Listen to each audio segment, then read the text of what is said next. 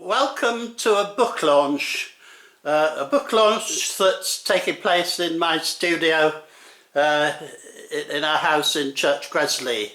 Otherwise it would have been a book launch, but for the lockdown, I suppose, in some other venue where we could have had coffee together and a discussion afterwards maybe. But welcome to this book launch. The book's in front of you, the Gospel of Mark, chapter and verse. The details of the book are that it costs £24.95. It's got an ISBN number 9780951366110, and it says that the publisher is Ceridwen Press. The photograph alongside of the book shows our family in Cardiff in our manse back garden. Our full family of 4 children, Mummy Sue, who's standing by me at the moment, and myself with more hair there. I don't know, I've got plenty of hair today. I need a hairdresser like most of us. But in the arms of Sue, Anna, whose Cardiff name, her Welsh name was Ceridwen. So the press is named after her. She shared life with us for 4.5 months. We remember her. We've chosen the launch date for this new book of mine, her birthday. 33 years ago she was born into this world. We remember her, and we remember the folks who have been dying over this locked-in period of the coronavirus, not only in the UK but around the world. In some ways, the juxtaposition of this book coming on the market, it was inspired. One morning I woke up in lockdown and thought I wouldn't like to die without bringing my PhD thesis up to date. I published this in 1999 after spending the 90s in Paisley in Scotland and part-time at the Glasgow University. It was well received and some good reviews, but I bring to this new book today revisions that you might have, have expected really after 21 years of further study. I've simplified the Greek presentation, but I've also included English, a literal English translation, so that people who have Greek and people who don't have Greek can benefit from seeing my interpretation in literal English of the Greek. For what lies behind this book principally is the fact that it's a reading aid. It isn't a commentary. This is a commentary of sorts, of course, and I've captured this exhibition board, which for my front side and back cover, in fact, on my new book. It interprets the analysis that I have done over the years. So my work on Mark began in the 80s when I was sent to Cambridge to train for Methodist ministry.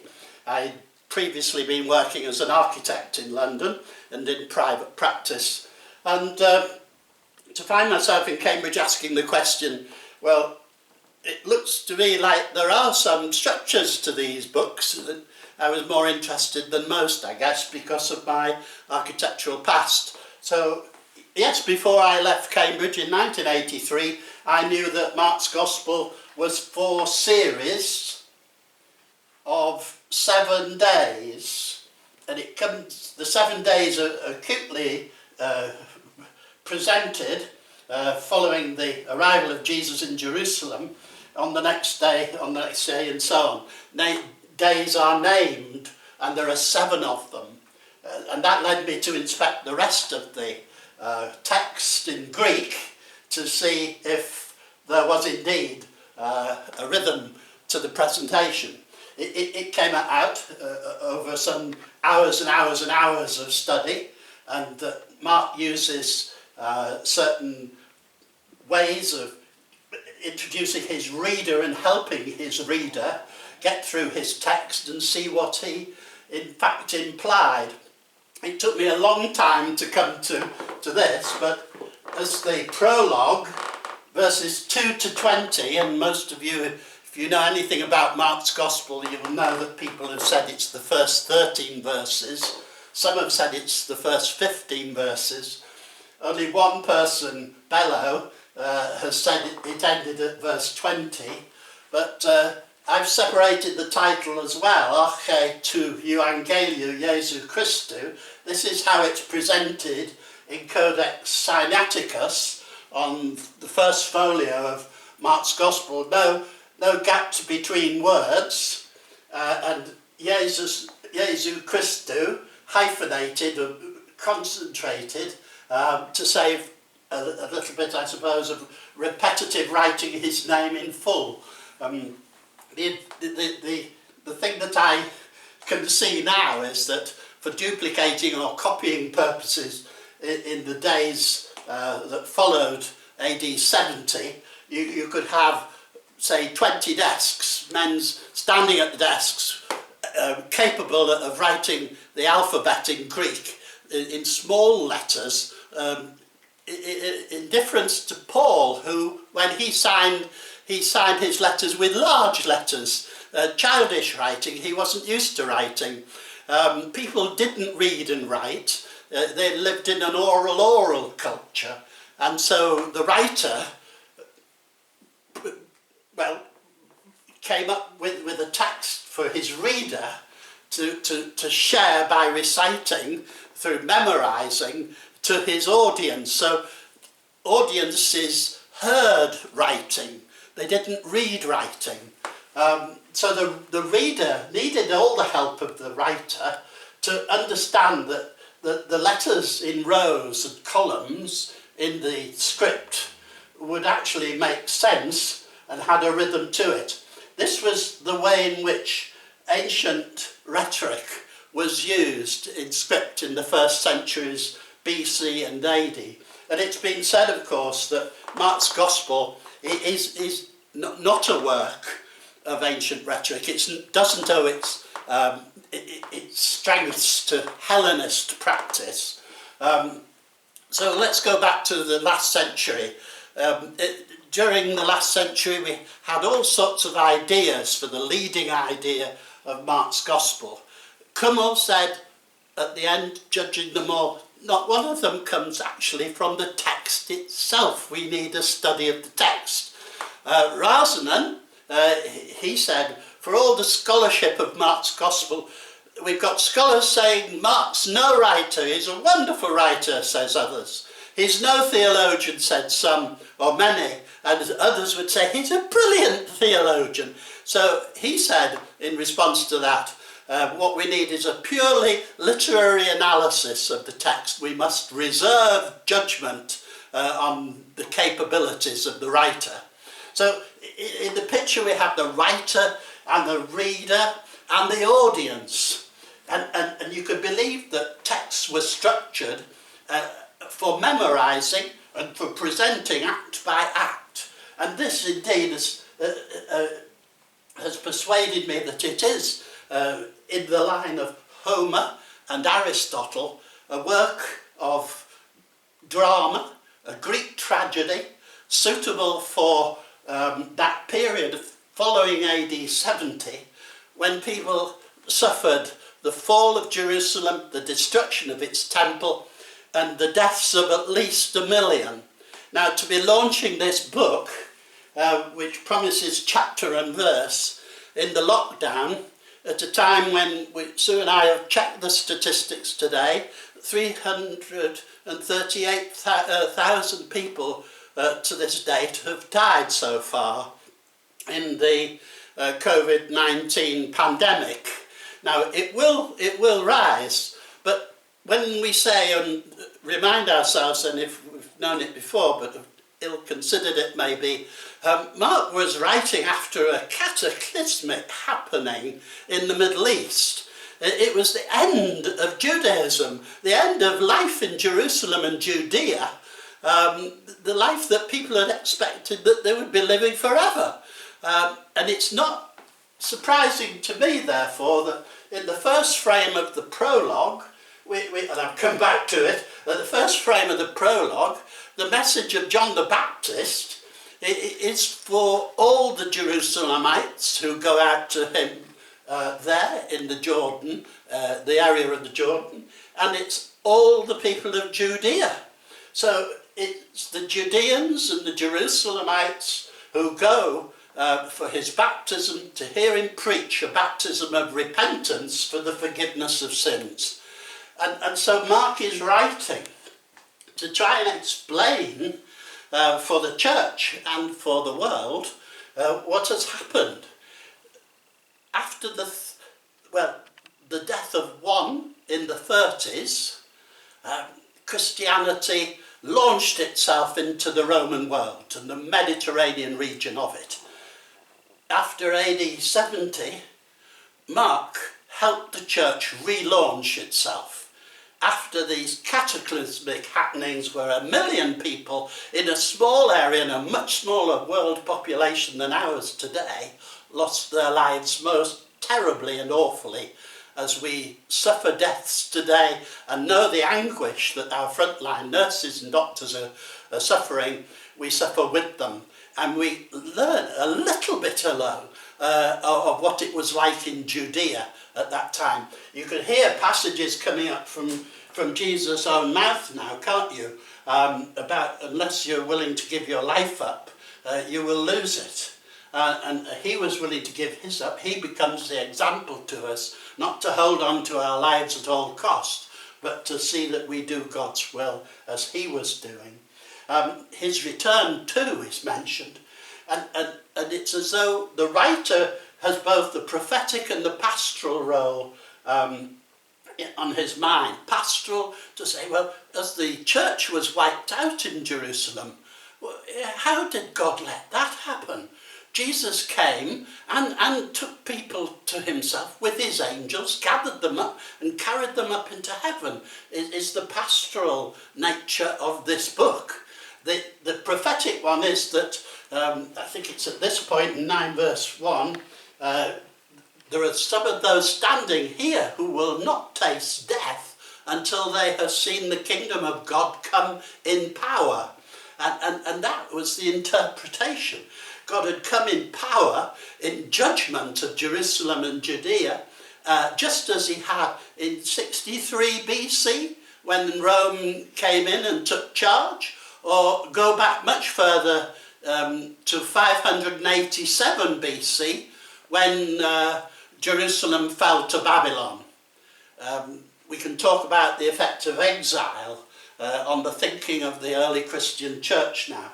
But I was taking you up here because there's a reference in the third part of the opening prologue that Jesus first of all calls two brothers and then calls another two brothers.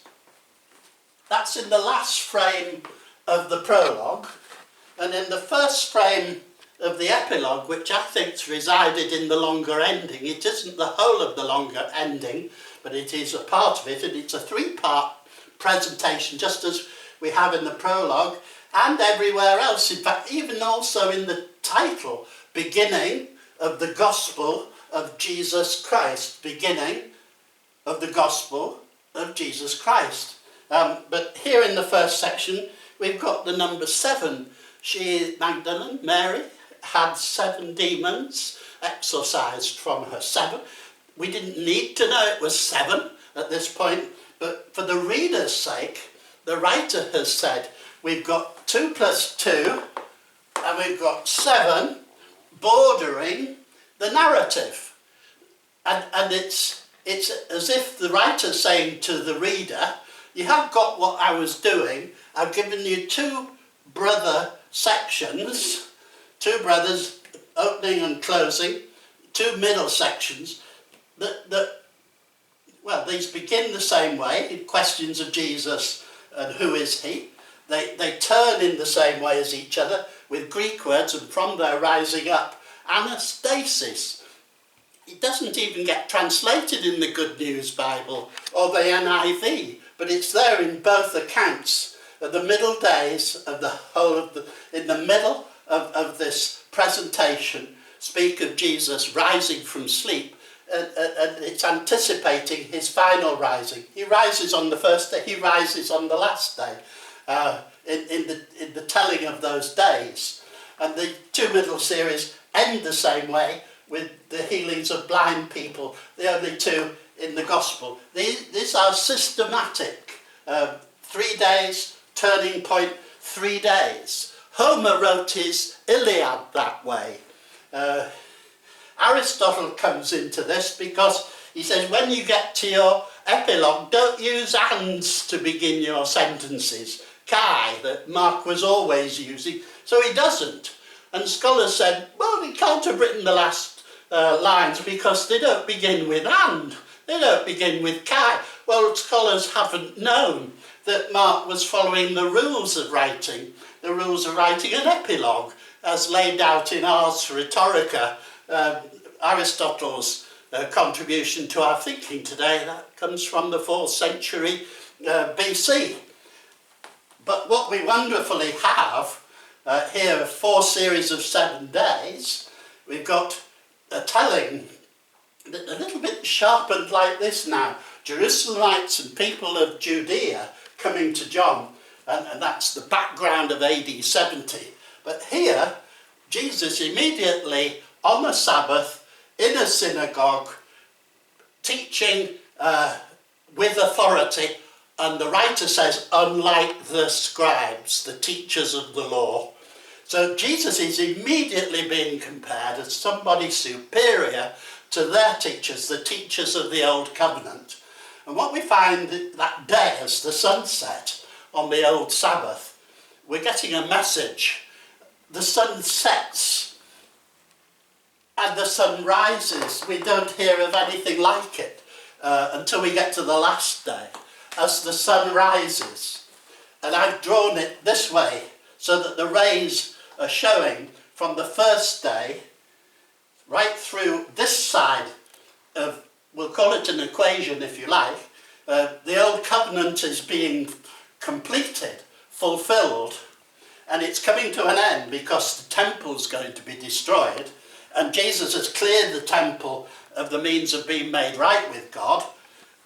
To here, this side, Jesus chooses 12 from a massive crowd of seven named places, and 12 disciples to help him establish the new covenant, which is sealed through his death and resurrection.